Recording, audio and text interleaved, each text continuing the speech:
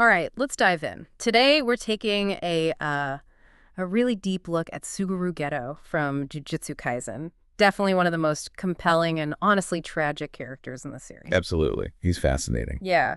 You shared this really insightful character analysis with us. Mm-hmm. And our plan today, our mission for this deep dive is basically to unpack that analysis. We want to understand how Geto went from being this, idealistic hero figure to, well, a truly chilling villain. Right. Trace that transformation. Exactly. And pull out the key ideas about what drove him, his motivations, his whole twisted philosophy in the end. Got it. And just to be clear, we're sticking strictly to the source material you provided for this. So yeah, get comfortable, everyone, and let's try to figure out what made Geto. Well, Geto. Do it. Okay, so the analysis kicks off by painting this picture of Geto before everything went wrong. It describes him as, genuinely compassionate, empathetic even, with a strong moral compass. Yeah, someone who really cared about the people around him, especially his fellow sorcerers, Gojo Shoko. Right.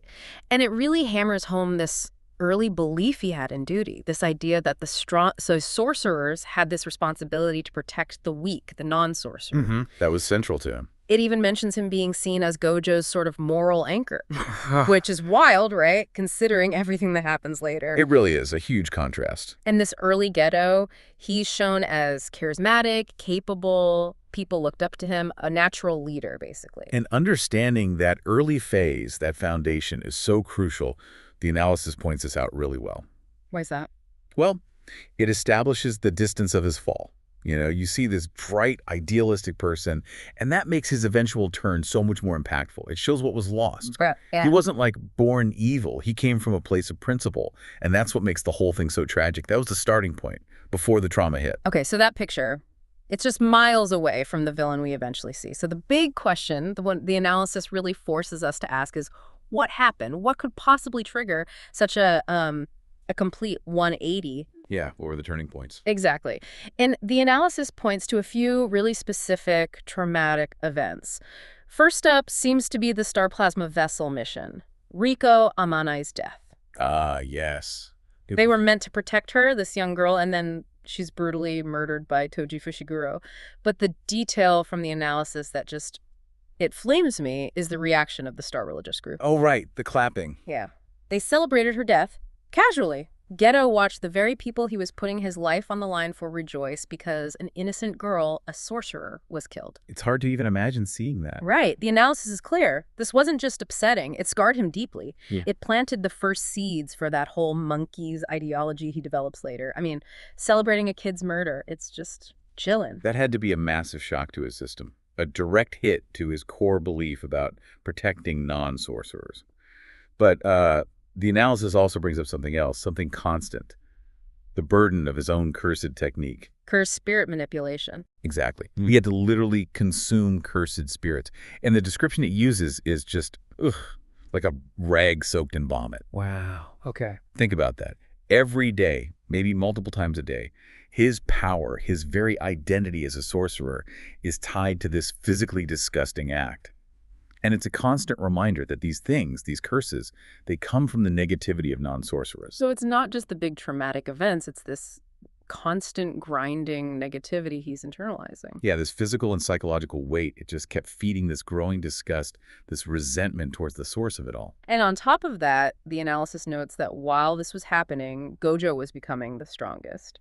Which sounds good, but it meant Geto was kind of left behind, right? More isolated. Precisely. He was left alone more and more to deal with this darkness inside him. He's just watching this endless cycle. Non-sorcerers create curses, sorcerers fight and die cleaning them up. And he starts to wonder, is it worth it? Are these people worth protecting if they're so, ungrateful and the source of the problem? That makes sense. That isolation sounds terrible. Then comes Yuki Tsukumo, special grade sorcerer. The analysis talks about this really pivotal conversation they had. Right. She brought up some pretty radical ideas. Yeah. How to solve the curse problem permanently. Two main paths. Get rid of cursed energy itself, or get rid of non-sorcerers. Whoa. And while Yuki was maybe just exploring possibilities, Geto, he apparently latched onto that second option, weeding out non-sorcerers.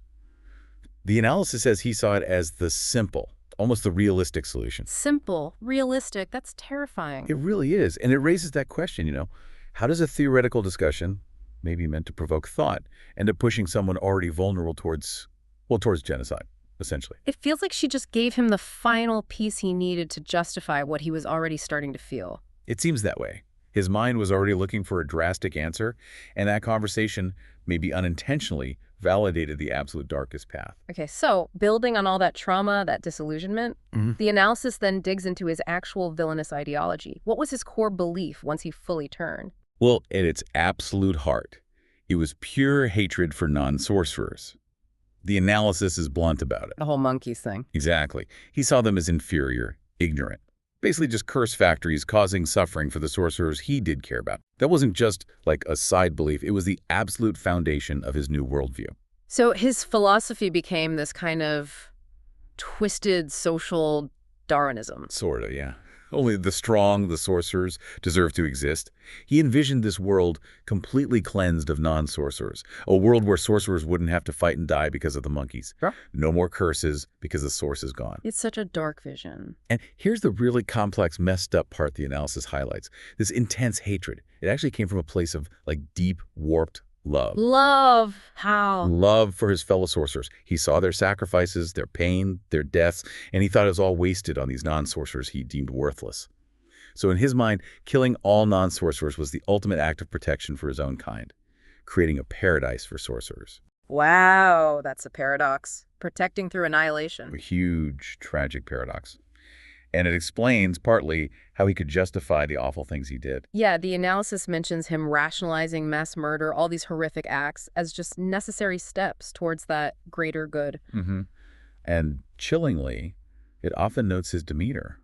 He could be so calm, so collected, even while planning or doing these terrible things. It masked the sheer extremity of his beliefs. But the analysis is careful to point out he wasn't just a cardboard cutout villain, right? There were still layers there, glimmers of the old Geto. Yeah, definitely. It wasn't like a switch just flipped and the old Geto vanished completely. There were complexities. Like his relationship with Minako and Mimiko, the young sorcerer girls he saved. Exactly. The analysis brings that up. He showed genuine paternal care for them.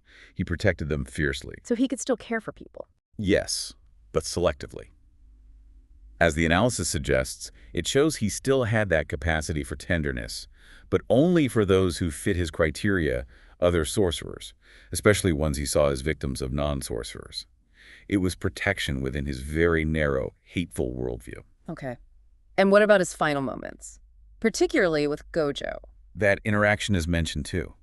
It hints at this deep, unresolved sorrow, a connection to his past, to Gojo, that maybe never fully died, even after everything he'd become. So when you put it all together... The analysis really frames him as a truly tragic figure. His story is almost like a cautionary tale, isn't it? About how high ideals, when battered by trauma and disillusionment, can get corrupted.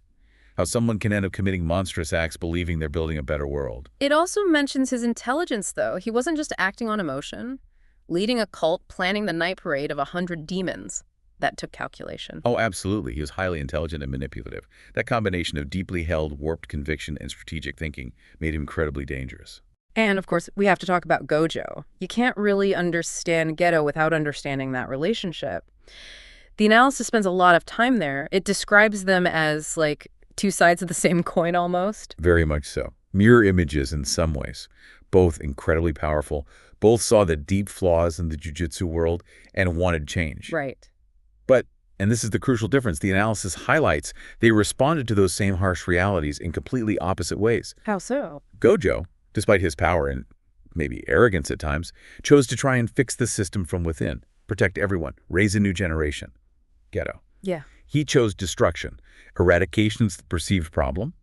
It boils down to how they process the world's ugliness and decided to act on it. And their bond itself, the analysis paints it as incredibly profound. Probably the single most significant relationship for both of them, certainly for Geto. The analysis points to Gojo's hesitation, his inability to kill Geto earlier, and his grief later. It just underlines how deep that connection ran. Yeah. And it's worth thinking about Geto's choice to leave, too. The analysis touches on this. It wasn't just him turning his back.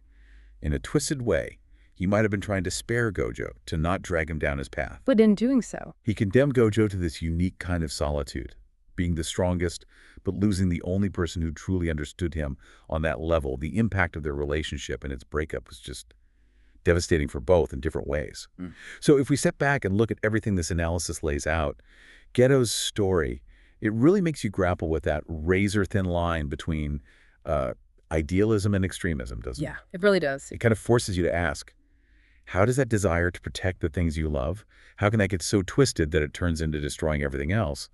How much can trauma really warp someone's sense of what's right, what's just? It definitely makes you think how someone can start from a place that feels, well, maybe not right, but understandable, wanting to protect your own and end up justifying actions that are just horrifying.